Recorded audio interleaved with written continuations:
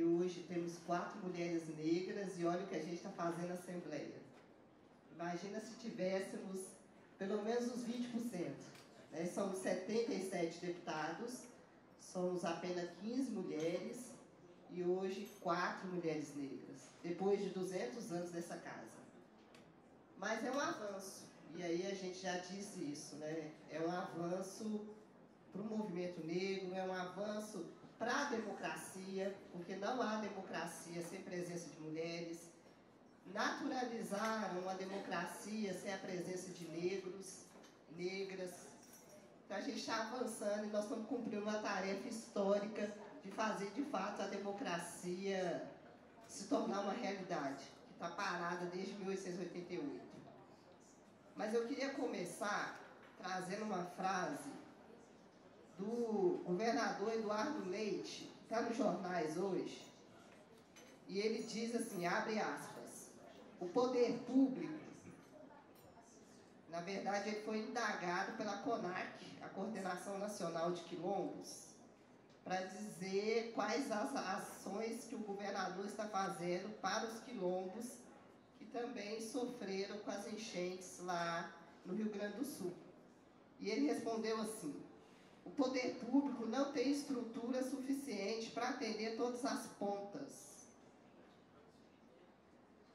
E nós estamos aqui discutindo o Estatuto da Igualdade Racial e convocando essa casa para a gente sair das pontas, para a gente ir para o centro do debate do orçamento, para a gente ser assunto da Comissão de Constituição e Justiça dessa casa, onde não tem negros, né? Acho que eu ser suplente da Comissão de Constituição e Justiça. Mas para a gente discutir na segurança pública, a Comissão de Segurança Pública, que historicamente está na mão de um único deputado dessa casa, para a gente discutir na Comissão de Saúde, que é uma comissão extremamente disputada nessa casa, porque é onde passa o maior orçamento do Estado. Está na saúde, maior orçamento, são milhões e milhões e milhões. E a gente sempre tem, coloca lá igualdade racial, coloca a palavra negro, coloca a palavra quilombola, mas a gente precisa mais do que isso agora, disputar narrativas, nós queremos disputar orçamento.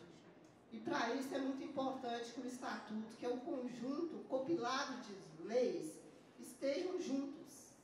Porque eu acho que é fundamental, e Macaé trouxe um pouco disso, é da gente integrar as políticas. Porque eu estou na Comissão de Direitos Humanos e já vi um plenário cheio de pessoas negras denunciando o derramamento de lama que matou as pessoas trabalhando. Eu já ouvi aqui, e ontem teve uma audiência aqui com a CEMIG, e nós sabemos que tem 400 quilombos nesse estado que nunca tomou banho com água quente. Nunca teve chuveiro elétrico. Mesmo com luz para todos, mesmo com uma série de programas do governo federal, não alcança as comunidades que estão nas áreas rurais. Nós sabemos que ainda, infelizmente, a nossa juventude chega aos 16 anos, mas não chega aos 18 para disputar as cotas na universidade. Nós sabemos que ainda a mineração tem sala garantida nessa casa para todos os dias bater de gabinete em gabinete, disputando mentes e corações e recursos. Mas nós não temos essas salas para discutir questão racial. Então nós estamos discutindo o Estatuto para a gente disputar essa casa, disputar o Estado, disputar o SUS, disputar o SUAS, disputar as políticas de formação de professores, para disputar a política de formação de policiais. Os policiais passam por formação de 6 meses, pago por nós. Como é que a gente participa dessas formações? Como é que a gente busca reparação para os atingidos da mineração? Se os atingidos misturam no meio da lama e a gente não consegue identificar o povo negro. Porque lá no Rio Grande do Sul, só agora, quase um mês depois das primeiras chuvas, é que se vê falar que tinha quilombo na cidade, tinha quilombo no estado. Então, nós estamos disputando o poder, e o poder nessa casa, ele é mantido com recursos do Estado. Precisamos de muito apoio. Por isso que é fundamental que nessa manhã, infelizmente, ainda a burocracia impede que a gente faça reuniões à noite, reuniões nas ruas, e aí a gente precisa reunir no horário comercial. E eu sei que a diarista, como eu fui, não vai deixar de abrir mão de um dia de trabalho para estar aqui nessa manhã. Eu sei que tem muita mulher, muita vó cuidando dos netos, que não pode abrir mão de cuidar dos netos para estar aqui. Eu sei que tem muita mulher hoje na porta do presídio, lá na cidade onde eu moro, para conseguir uma vaga para visitar o filho. E elas ficam lá, elas dormem na fila para conseguir cadastrar. Então, a desigualdade, ela também impacta nessa construção nossa. Ainda tem gente que vai ter dificuldade de participar. Mas eu confio demais nas pessoas que estão aqui, para que a gente discuta reparação para a intolerância religiosa, reparação para a perseguição das religiões, não só de matriz africana, mas nós temos povo negro organizado nas igrejas pentecostais, povo negro organizado na igreja católica, povo do Congado, das festas culturais dessa cidade, que nem sequer no calendário da Secretaria de Cultura entra, e mesmo com as políticas do governo federal não alcança esse público, porque não tem comprovante de posse, de propriedade.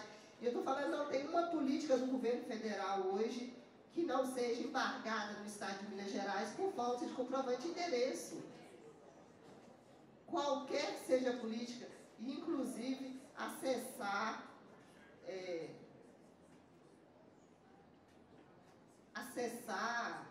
Bolsa Família, acessar.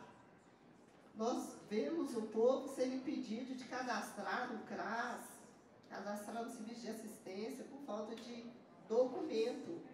Eu estou falando de documento simples, carteira de trabalho, carteira de identidade. Essa é a realidade do Estado de Minas Gerais.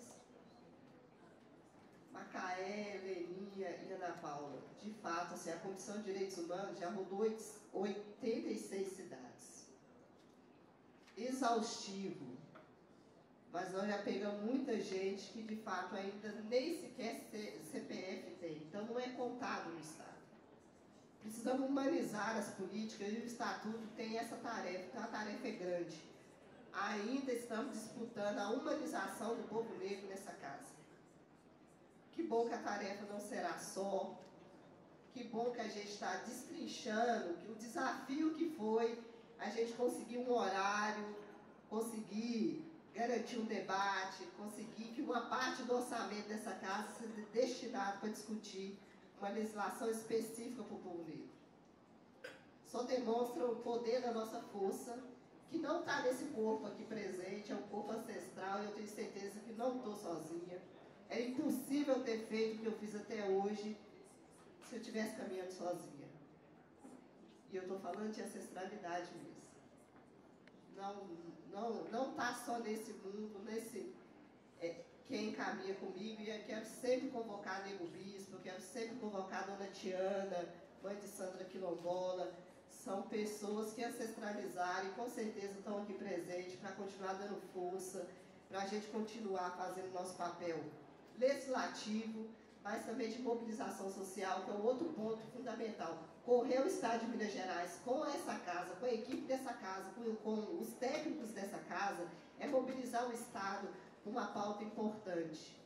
Estão matando a gente por falta de acesso, estão matando a gente ignorando os nossos corpos, quantos somos, e a gente vai mobilizar esse Estado para mostrar quem somos, quantos somos, e que esse orçamento precisa chegar na gente. Obrigada, e seguimos em luta até que todos nós sejamos livres.